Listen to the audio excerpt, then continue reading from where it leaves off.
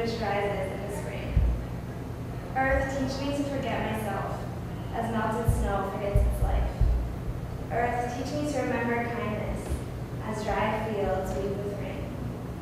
Earth, teach me to listen intently, as the silence of night harbors secrets. Earth, teach me to teach about Earth, as part of our global family.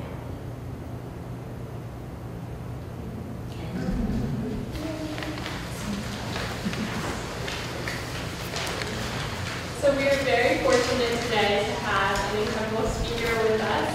And so one of our pod members, Julia, who you will learn more about the pod after our speaker, is going to be and then Jen will go right after our speaker. So this is Marie Dennis, and Ms. Marie Dennis is the director of the Maryknoll Office for Global Concerns in DC and New York. She is responsible for bringing the voice and experiences of the Maryknoll missioners and their commitment to peace, social justice, and integrated creation into the process of shaping the policies of the U.S. government, the UN, and international government and financial institutions. She has a wealth of international experience, particularly in Latin America and Africa, and has been involved with the White House Task Force on Global Poverty and Development, the Catholic Peace Building Network, and Jubilee USA Network. She has authored or co-authored several books on the spirituality of peace and social justice, and in 2007 became the first layperson and first woman to reside as co-president for Christie International. So, welcome. In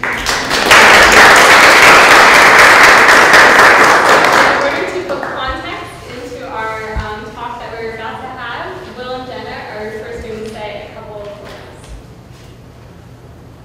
All right, everyone, welcome. I see a lot of new faces, so this is fantastic because I feel like what we do here is very special and unique and almost a best-kept secret on the campus in many ways.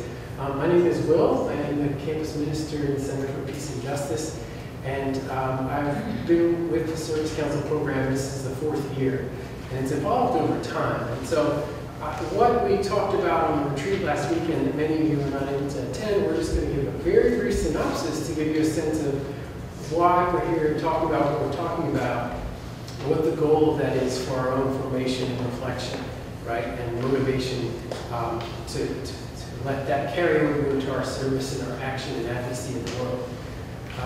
So basically, one of the core tenets that grounds our Service Council education piece is the idea of service leadership, which is a theme that will run through everything that we do.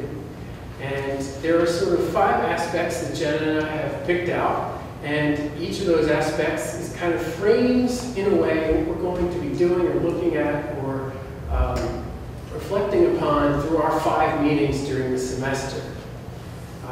We can get into those aspects a little more later, but the first one is this idea of immersion. It's a very important aspect of servant leadership because it's what makes it different than conventional or popular leadership, right? It takes the idea of being number one and being in control and being the one who calls the shots and in command, it turns it on its head. And so the first idea that's really powerful to understand about what it means to be a servant leader is that it inverts the way that we look at the world and the way that a leader acts, right? A servant leader is a servant first, not a leader first. And so why this is actually really, really successful, and this model has expanded through many institutions in our society, from the corporate world to government, education systems, you name it, why it's so successful is because its dynamic is rooted in something that is a deeper truth, a deeper physical and spiritual truth. And that is we are all interconnected. We are all part of one greater whole, right? And that greater whole is something that we should start to expand our identity. And when we act as a servant leader does, our behavior is in line with that recognition, that deeper truth, and that deeper good, right? That's what love calls us to. This is sort of a pattern that's there. And from that understanding of how we're all collectively connected and part of one whole and belong to one another, there's the idea of the common good that is really a core tenet of our Catholic social teaching. We're going to talk a little bit more about it today because it runs through our semester. And just to give some of you some background, if this is your first time here, the themes and materials that we run through with Service Council have 4 semester cycle.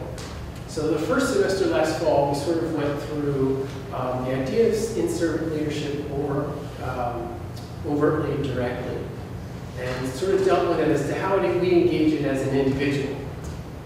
During the winter, we expanded that idea. How do these ideas and dynamics of servant leadership apply to the social world around us, right? To the social political relationships between groups and nations and ethnicities and races, and looking at examples of what are some issues in our world and social justice that take place along that plane.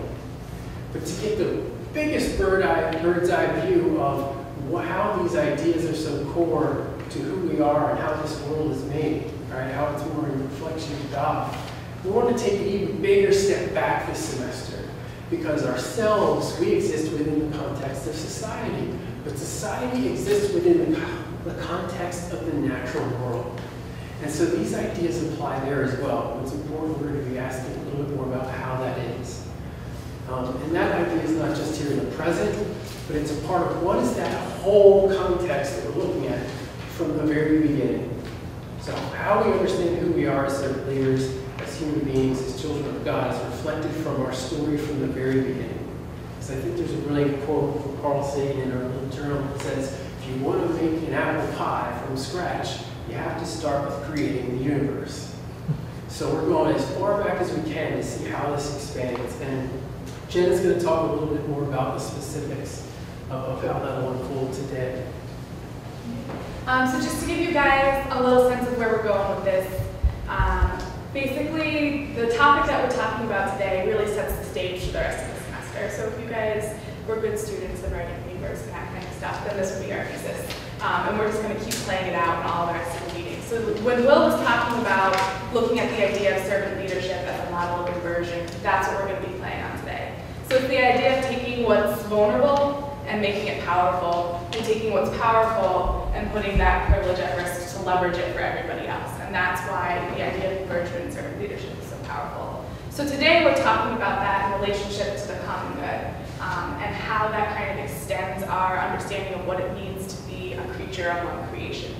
So the idea of the common good, really simply, is that we all have, it has something to do about the type of life that we're all entitled to. And the first thing that it says is that it's not my life, we all share a common life together. And that it has something to do with the fact that this life isn't just like barely surviving. The common good says that the common life that we share should be a life of dignity, should be a life that isn't what happens when you live according to justice and the way things are allocated because of that. And it should be a life that's flourishing. And so it's the question of what do we owe one another in order for everybody to have that sense of a common life. So this is how they define the good life. It's a just life, it's a dignified life, it's a flourishing life. Everybody should be able to share in that because it's a common life, so we all have a right to it. But because we all share in it, then we all have a responsibility to keep cultivating it for one another. So the things that make up this life are the goods, small g, that are often talked about in relationship to the common good, like that philosophical capital G of the good life.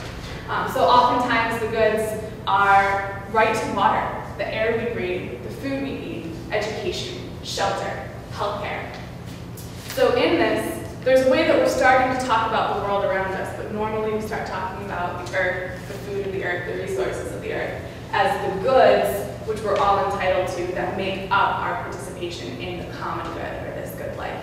So what we want to do this semester is kind of flip that on that head and say, well, what happens when we start looking at creation as something that has a right to that good life and isn't just part of the goods or the resources that we use to contribute that life. So instead of looking at the world as resources that we have stewardship over, we're going to kind of ask the question of how do we start talking about rights in relationship to creation? And so basically what we're doing this semester, what we're doing in this conversation is beginning with questions of what would happen if we extended the common good to include protection of the rights of creation itself? How would we have to rethink our identity in relationship to the cosmos? And what does that term mean in terms of living in right relationship to creation? What issues of social justice do we now need to concern ourselves with? What things that used to seem kind of secondary or peripheral maybe make their way down to the center of our awareness? And what are the spiritual questions we need to be asking in light of this? So that's kind of where we're going today and for the rest of the semester. Good.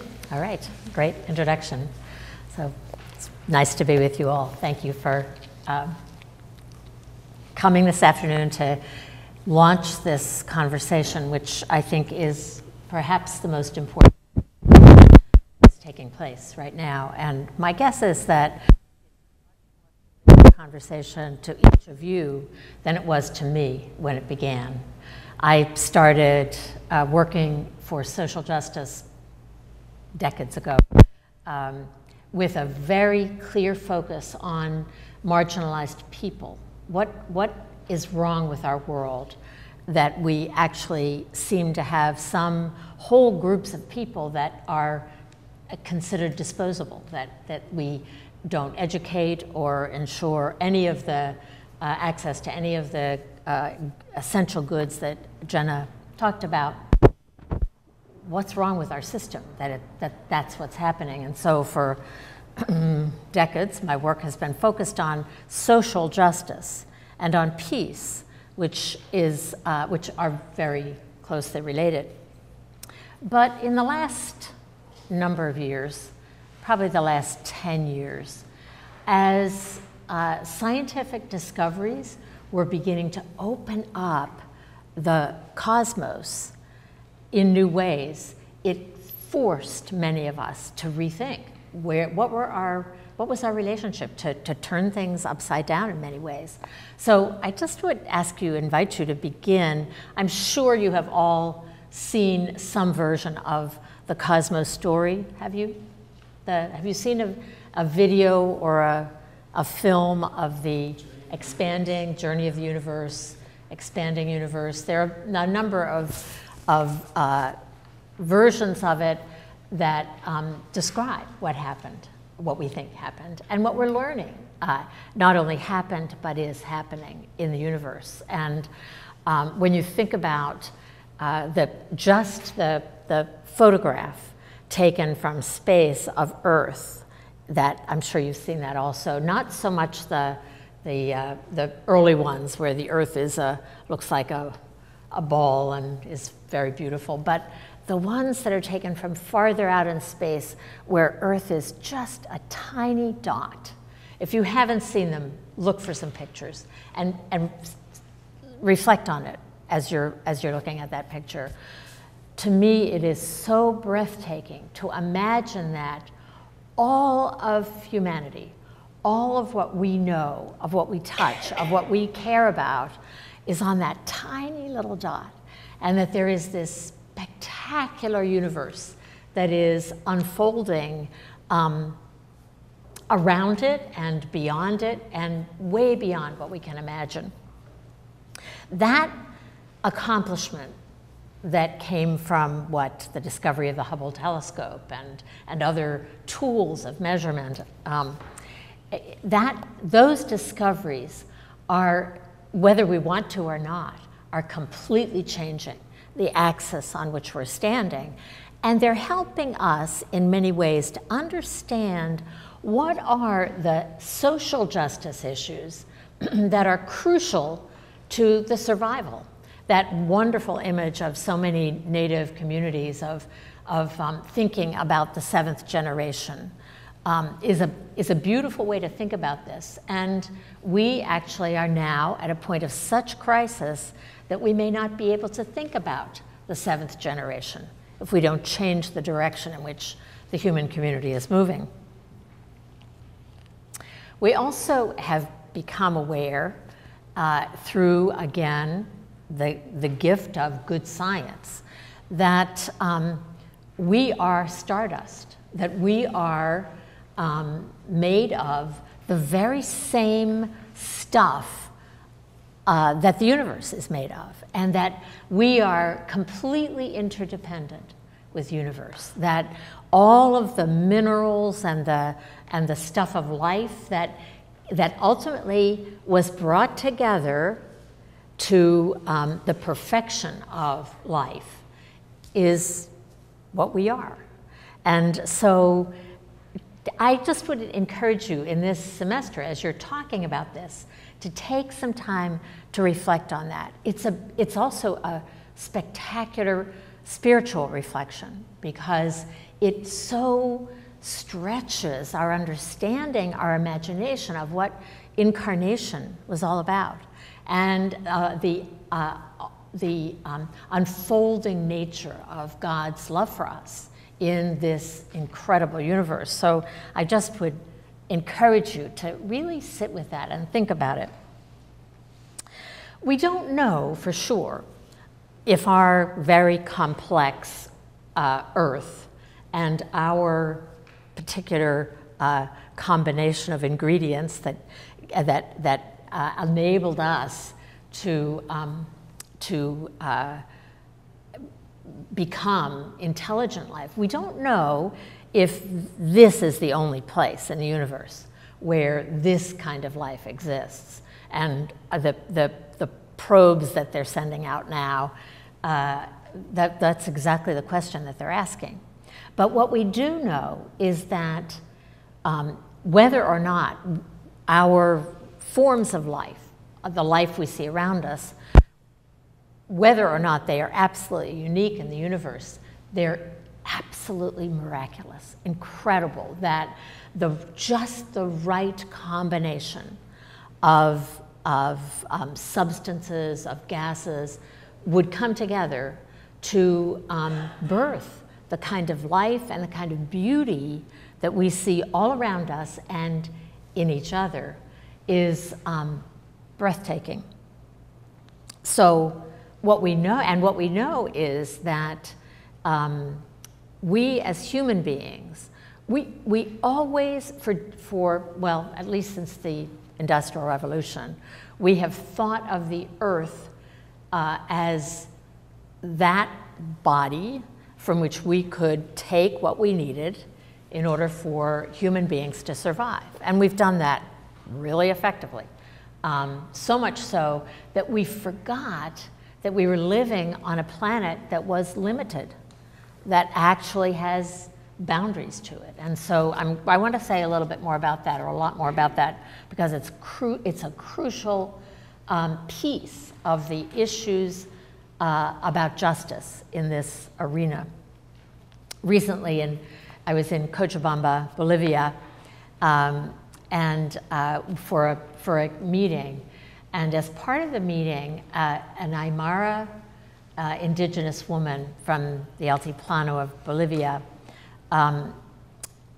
led us through an early morning ritual in which she symbolically and really connected us in many different ways to all of life that was going on around us, to the earth, to the water, to the sun, to fire.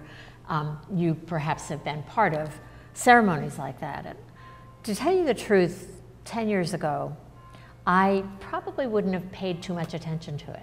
I would have thought, well, that's really nice. That's the tradition, and I would respect that because it was the tradition of the indigenous in this part of Bolivia.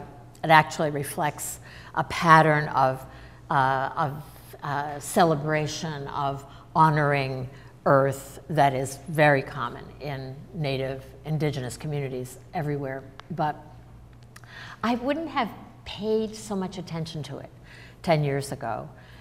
But this new insight that is the gift of science and theological reflection, that ceremony was just profoundly meaningful to me, to think about all of life, all that surrounds us, all of the planet, whether living or not, as part of our family, part of our story.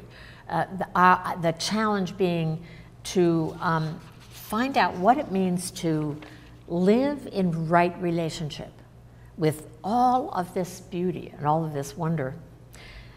Theologian Larry Rasmussen about quite a long time ago, wrote what I think is a very beautiful book, and I love the quote, just a short quote from that. He says, "It is only now, when nature shows both vengeance and vulnerability, and suffers the grim interplay of demographic, environmental, and social stress, the children of industrialized civilizations finally discover what most other civilizations have known for a long time. The fate of the mountains, the rivers, and societies is a single fate. Nature is not what's around us or where we live, but the reason we're alive at all. Nature is the reason that each and every society that ever existed did so." It's especially poignant and beautiful when you think about trees and think about that symbiotic relationship between our need for oxygen and their production of oxygen, and their need, their needs and the way our bodies work. We're also beginning, I think, to see in a new way that love one another as I have loved you is a commandment to love inclusively, even beyond the boundaries of the human family. That our love for the human community is meager and inadequate if it doesn't spill out into right relationships with the rest of creation. It's a lot to think about because we struggle to have right relationships with other human beings. This is a tall order. We're rethinking the place of the human in the great story, in the universe story. Clearly, we human beings are of immense value in the eyes of God. Each one of us unique, we know that. That's the foundation stone of Catholic social teaching, of Catholic theology, the value and immense importance of each human person. But the earth is not here for humans to just use up or to abuse in whatever way we think might satisfy us. Rather, earth is a single household of life, and all of us who live in that household have to honor the requirements for living here together. At the same time, and this I think is the justice issue, the moral issue that is inherent in this tremendous topic that you're going to address this semester. We as human beings are engaged in what is a reckless gambling game with the very substance of life that, on which we're completely dependent. It's a matter of, it's so serious that, and we can begin to see it when we recognize the complete interconnectedness of social justice, ecological justice, and peace. It used to be in the sort of work for social justice, when we talked about Catholic social teaching, we would think about three sort of tasks: building peace, working to end poverty, to bring about social justice, and environmental concerns. I think what we're realizing now is that these are so intrinsically interconnected that we will never have social justice if we don't have ecological justice. We will never have peace if we don't have social justice and ecological justice. It's a very important and I think critical time for us to think in new ways. The Earth Charter, do you know the Earth Charter? The Earth Charter is also worth looking up. It was a document that was written by civil society groups around the world, probably in the late 90s, following the first Rio meeting on sustainable development. And it was a document that was written through a very long process of consultation and rewriting and negotiating, and it's absolutely beautiful. What it says, in just one small part, is we stand at a critical moment in Earth's history, a time when humanity must choose its future. We must join together to bring forth a sustainable global society founded on respect for nature, universal human rights, economic justice, and a culture of peace. Toward this end, it is imperative that we, the peoples of Earth, declare our responsibility to one another, to the greater community of life, and to future generations. So with that in mind, just by way of a little introduction, I just want to underscore what I think are 5 essential principles for the way we need to be moving in this community of life of which we're a part.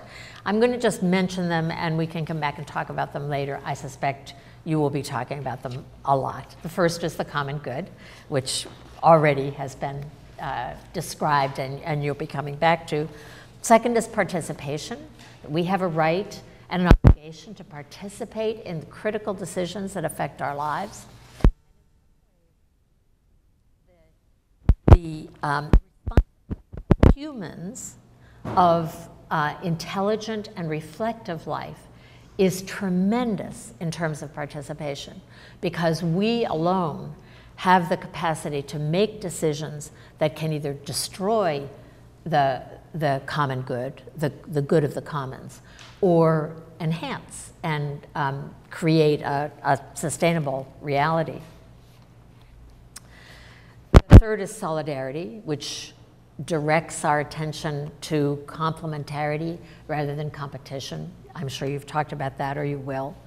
The fourth is accountability, that the economy exists to serve, is accountable to the earth and Earth's inhabitants, and not the other way around. So the whole notion of accountability, I'm going to say more about that in a minute.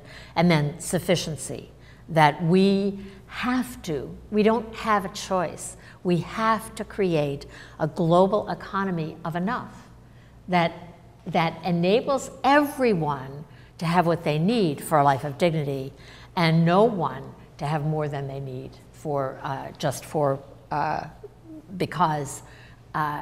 because our lives are so completely interconnected. So, sort of building on that, right now in history, the last couple of years, and we're right in the middle of it now, we're living at a pretty incredibly important moment when we are looking at, as you I'm sure are very aware, for the last 4 years at least, we have been facing an ongoing economic crisis of pretty unparalleled proportions. Now, you know, they say the Great Depression in the 30s was worse, but this is not over.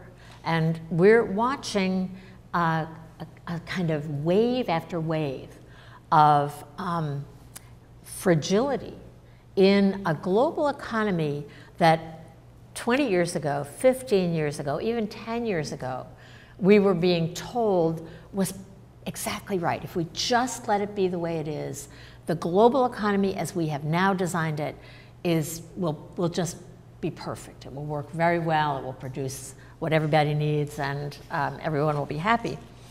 Beginning with what has now become a very prolonged financial crisis, we've been in this economic crisis that is very significant.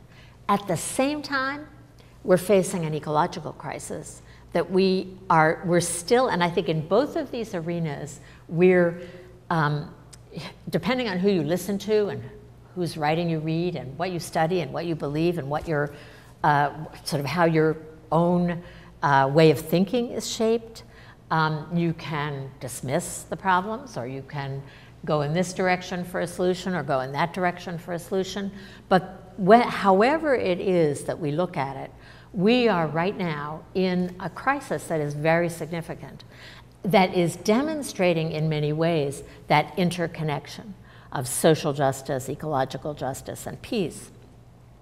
The economic meltdown that we've been part of for the last several years began with financial crisis and just a meltdown of a whole part of the economy that had been dedicated to, had been in a very dedicated way focused on profit that was the most important thing that we could do, was if some people, if some companies, if some countries, if some communities did very, very well, then they would spend their money, they would hire people, and the world would be fine.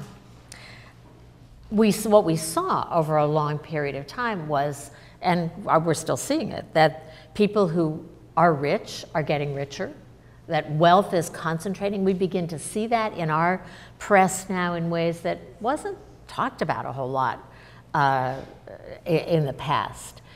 That's certainly true globally. Any of you who have been to other countries, especially to countries, to impoverished countries, know that very well, that the kind of wealth that even ordinary people in our society take for granted is almost unthinkable in 60, 70, 75% of the world.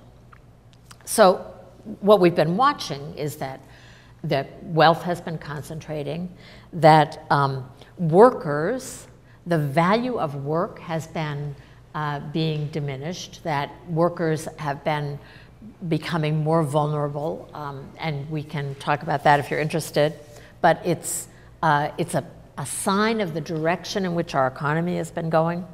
We see power being concentrated in the hands of a very few people.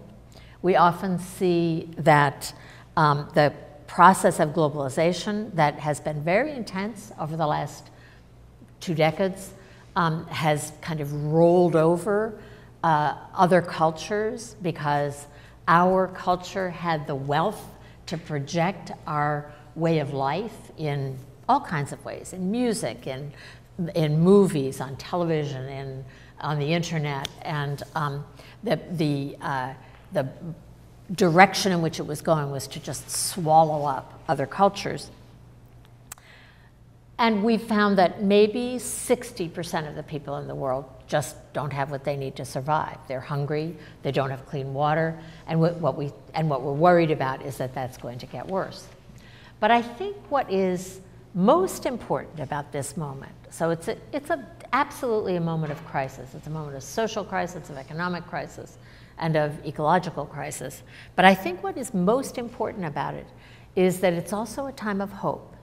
And so, for example, in many places in the world where many people thought that traditional cultures would simply disappear, because everybody would be watching US soap operas on television.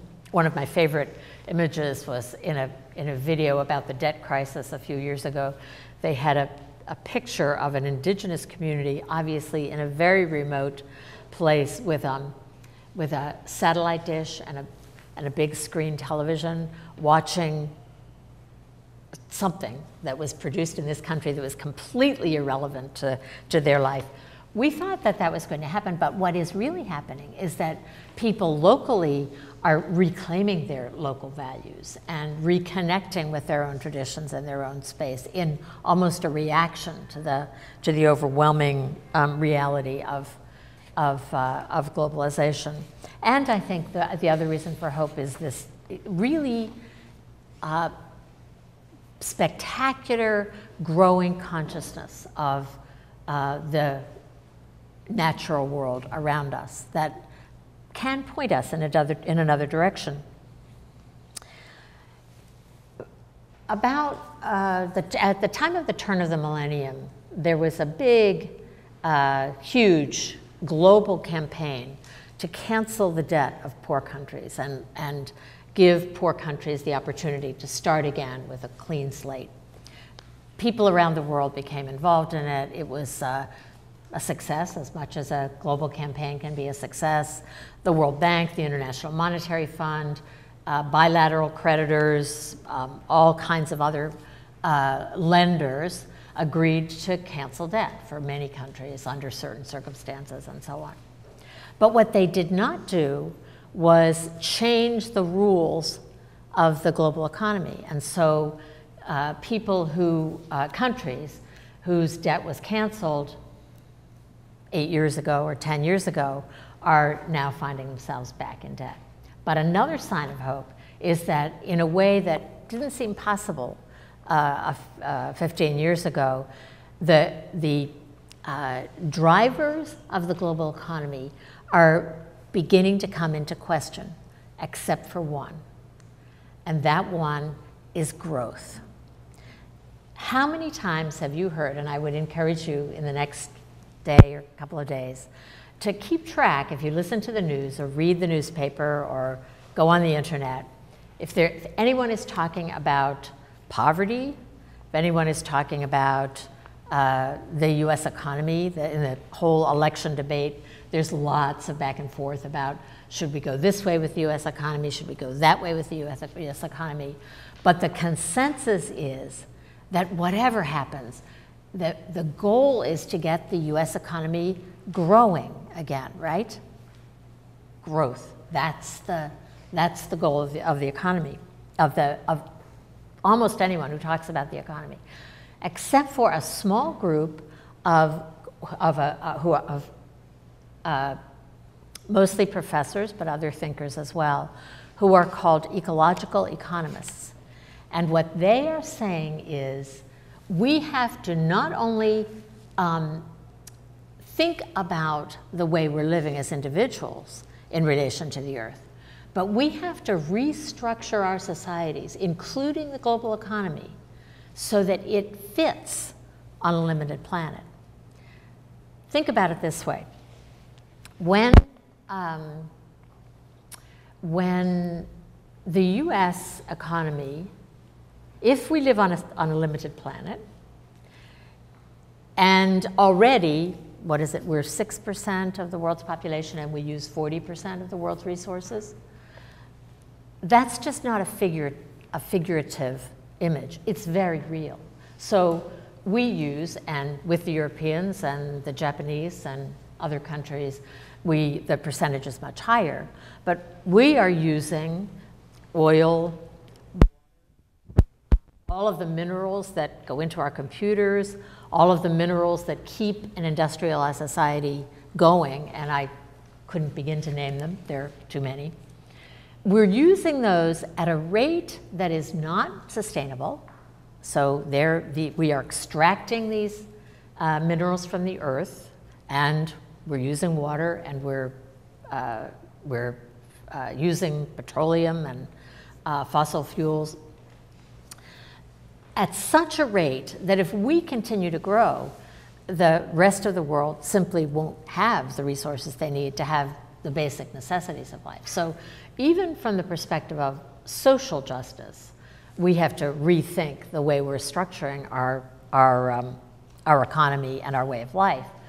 But even more so, if we are thinking of ourselves as as trying to live in right relationship with the rest of creation, if in fact all of God's creation has a right to what it needs to be a fulfillment of its own destiny.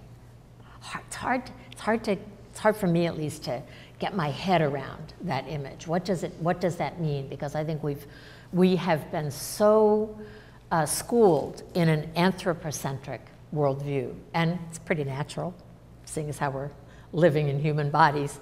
But we have to figure out what it means to live sustainably with this planet. And not only for us to live sustainably, but for all of creation, all of the human community to live with dignity and sustainably. And that is a tremendous challenge. It's a tremendous challenge to us as individuals. So in a way that I think the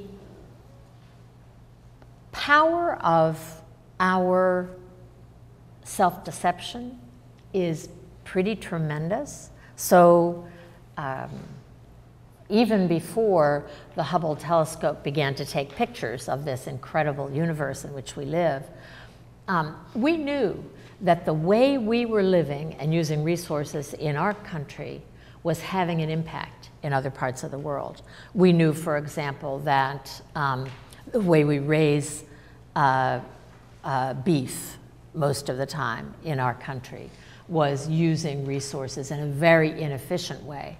What we didn't know 30 or 40 years ago so well was that it was also destroying the very planet in terms of changing the climate change and all of the ways in which we contribute to a potential for collapse.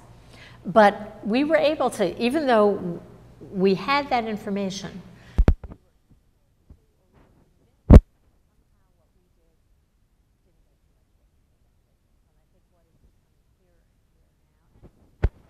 responding in really positive ways, is that it does make a difference if we buy our food locally. It does make a difference if we eat less grain-fed meat. It does make a difference if we recycle. It does make a difference if we compost, if we grow food, if we, all of those are real contributions to the sustainability of our planet. But they're not the only contributions that we need to make. And I just want to say a very little bit about what I think you probably already know in terms of the connections. For example, in Peru, Tanzania, Guatemala, many, many countries,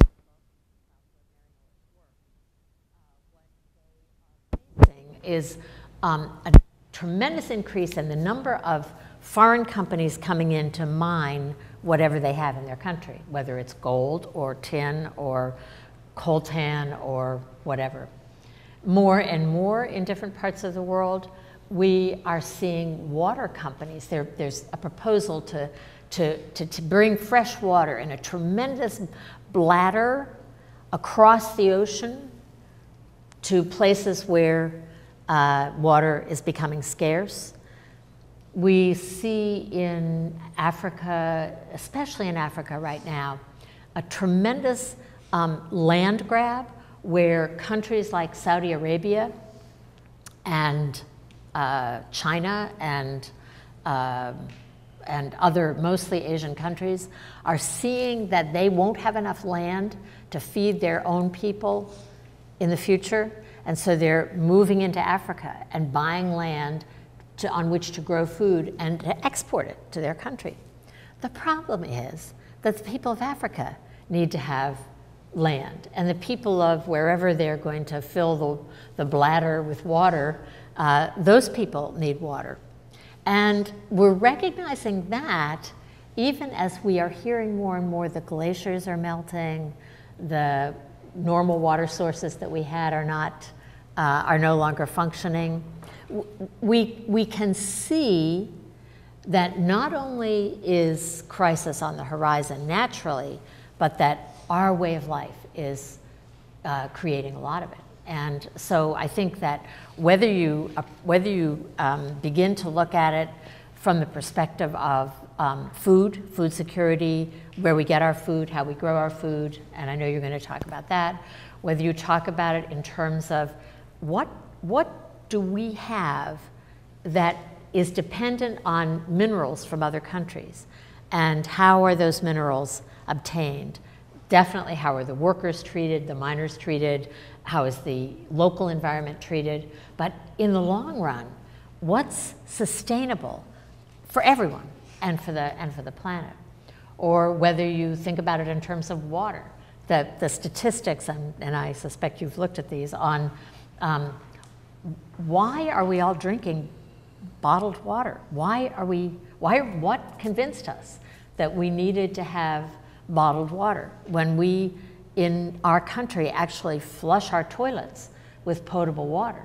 It's breathtaking, but we've been convinced that somehow that's important.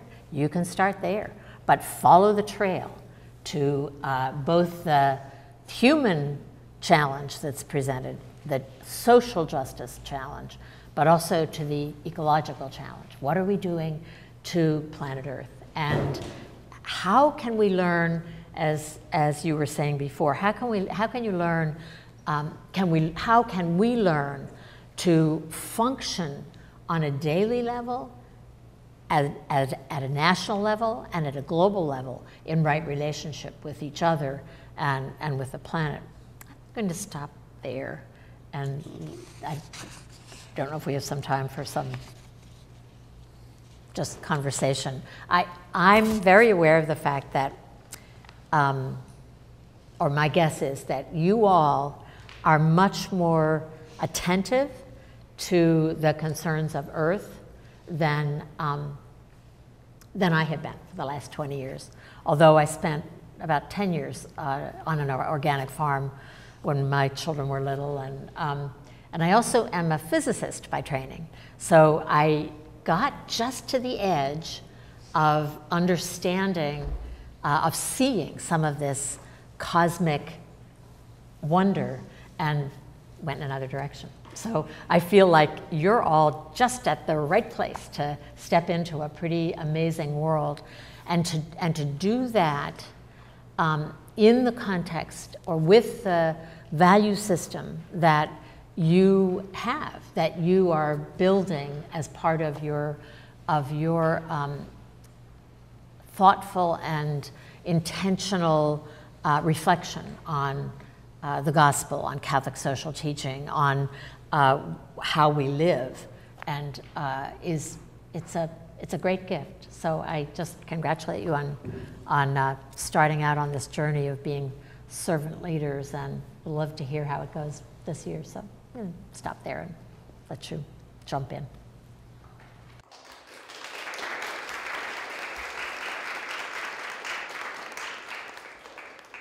Are there any questions? Yeah, a few minutes for questions. If I may. With all the challenges that you spoke about, I'm wondering if you could just talk for a few minutes about the capacity of government, NGOs, civil society to address some of the problems that you're talking about. Opportunities, obstacles, that sort of thing. Well, first of all, I think one of the greatest gifts of my life is that I have the opportunity to work with, to interact with amazing people who are giving their lives to solving problems like these, who are giving their lives to understanding what right relationships would look like and trying to live them. So there are a lot of people, a lot of good people, a lot of organizations, a lot of movements that are trying to grapple with these very ideas. It's also true that there are, that in the academic world, in universities, that there are good people who are trying to put shape to the direction in which we need to go, because there's still a lot of questions out there. We quite know. We know what we need to, we know a lot about what we need to do, and perhaps what we need not to do, but there's still lots of discovery to be made. Governments, there are some governments that are making a tremendous effort to, often because their people are pushing them to do that, to respond to who are beginning to understand the connections between human degradation and environmental degradation. But there are very significant counter forces that make it really difficult. So, for example, in the last 2 years, in the sort of wake of the financial crisis, there was a huge effort on the part of many NGOs and civil society groups, including Maryknoll and groups like Network and all kinds of them, to bring about two things in the US Congress. One was financial reform, so that global finance was not driving a kind of growth that was destructive. I think, and the other is there was a huge effort to try to legislate a workable response to climate change and to environmental destruction, and you hear that debate all the time. So it's possible, but there are a lot of, there are people and associations and companies and entities that are very fearful, who are doing very well with the way things are now and don't want to see things change. I think the reality is that we don't have a choice because we live on a limited planet, and so it really isn't either we will change or we will not survive. It's really that clear. So there's lots of work going on in this area. Internationally, governments are sometimes moving in the right direction and sometimes pulling in the wrong direction, and so are a lot of people. Just one other word about the reason that finance reform was financial accountability was so important is that what had been happening in the very, my simple mind can only grasp it so far, but what had been happening was that much of the wealth that was being generated in the 90s and first years of this century was speculative wealth. So money was making money. It wasn't a real wealth, but when wealth is generated in that way, it drives a consumption of extraneous goods that is extremely damaging to the sustainability of almost anything. And so when we have, I don't know what the number is now, how many billionaires there are in the world. It doesn't have to be billionaires, just when a lot of people have tremendous excess wealth and they use it in buying things and buying stuff, it sometimes can be, if it's done well, it can be generative and create jobs and create good livelihoods and good standard of living for people. But if it's put into widgets, unnecessary stuff, it doesn't produce good jobs. It doesn't produce, it wastes resources. Have you seen the video, The Story of Stuff? It's a little video clip. Watch it.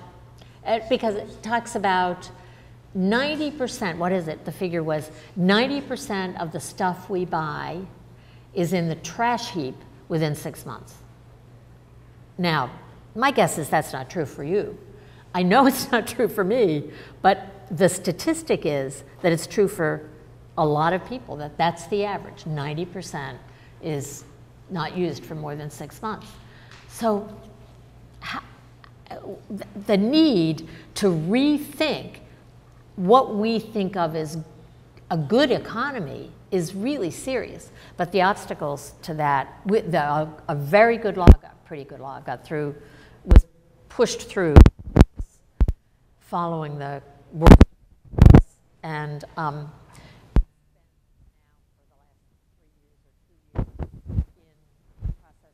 to write rules for it, and they can't get the rules through because being interests. So it's pretty hard, but it's possible. And a lot of people are occupying garden space and growing food and shopping at farmers markets and riding bicycles instead of driving, and all of the things that we can do, and that's by the millions. So that's good news. Yeah. Question. I'm aware that maybe those aren't participating. You have some wealth of experience you've had in working in Michigan and internationally and so forth. And so, are there any faces that come to mind in people and stories when you encounter these issues that really make it personal to you, your encounters? There are hundreds almost some of the strongest images for me were of young children walking 4 kilometers to a river to get every drop of water that a family used and hauling it back in, usually on their heads. And little children do this. I think that for me, the collective image of people in many poor countries in the world is of people with enormous ingenuity, tremendous life skills, and hardly a chance because they don't have access to the basics like water or land or just food is when U.S. Speculators put money into the food futures markets. It got to be a very in thing with hedge funds. Almost immediately, we had one hedge fund manager describe how he would go onto the floor of the Chicago exchange, and the buyers would know that he had a lot of money to spend. And so they would start bidding, offering to give him whatever the commodity was, wheat or corn or, but real food, that they would sell it to him at, that they were vying with each other to try to sell this food. And in the course of this exchange, he said very often it would happen that the price of wheat would go from whatever, $10 a bushel to $10.50 a bushel. And he said that day in the markets on the other side of the world, the price of wheat would go up and people would not be able to afford to buy bread or buy flour or buy wheat to eat. I think that probably for me the images are more collective than they are of individuals because it's just everywhere. People can't believe that we have the standard of living that we have in this country. They think we walk on gold and that we all have lots of, disposable. And that's not true. It's certainly not true. You know that. But the gap between the way the majority of people in the world live who don't have water or don't have land, who don't have food, who don't have adequate housing, who don't have health care, is just tremendous. And so if we don't do our share to care for Earth, their lives will be made even worse. And I think it's just, it's that collage really for me. Yes? My question is about what you said about self-deception and how you think we can overcome that. I think healthy cynicism, skepticism about what you hear is important. Just don't, and I'm sure you don't swallow every ad that you hear down the, it's fascinating to hear the hype around the iPhone 5. Wow, So think twice, always, when you're tempted to respond to, especially to advertising. But I think the other thing is that what is also true is that often and this is tricky because poverty is miserable, and nobody should live in poverty that is miserable. But it is also true that very often people who don't have as much stuff or are not as pulled in so many directions have more meaning in their life. And I think we taste that too. So when you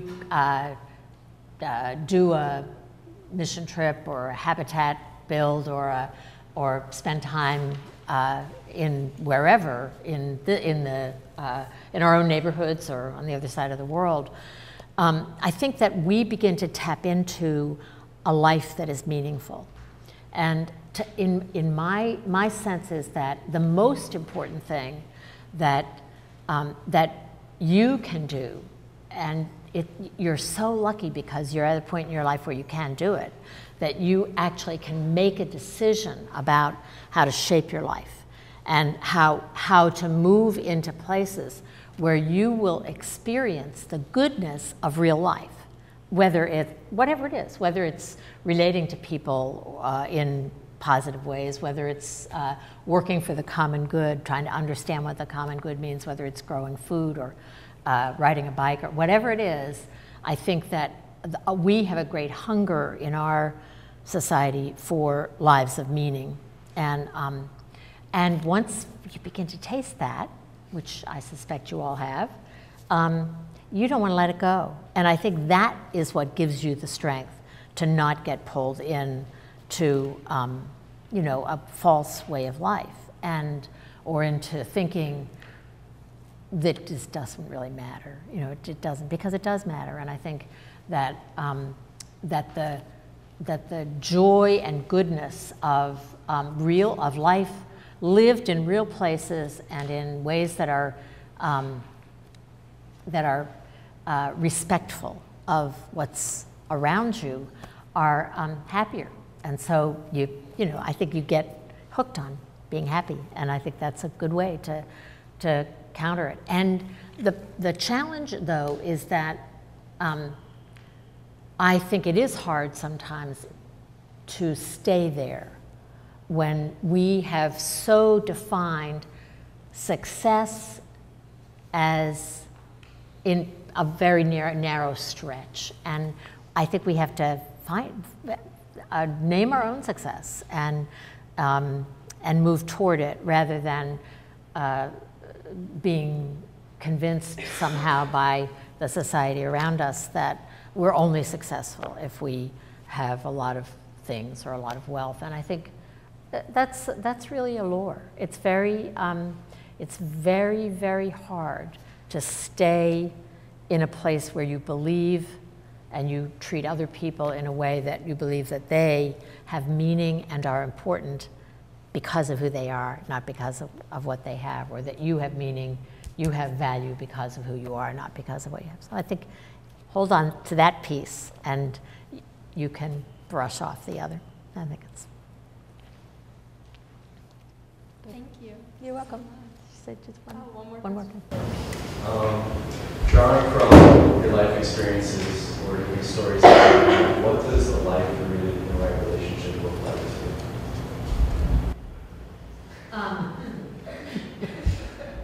Well, I think that this is pretty simplistic, so, for what it's worth, a few thoughts.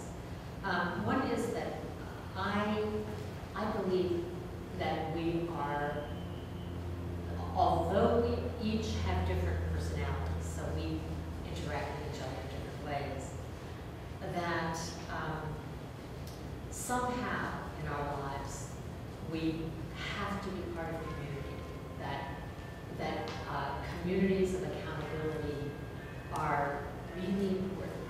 They can look a million different ways.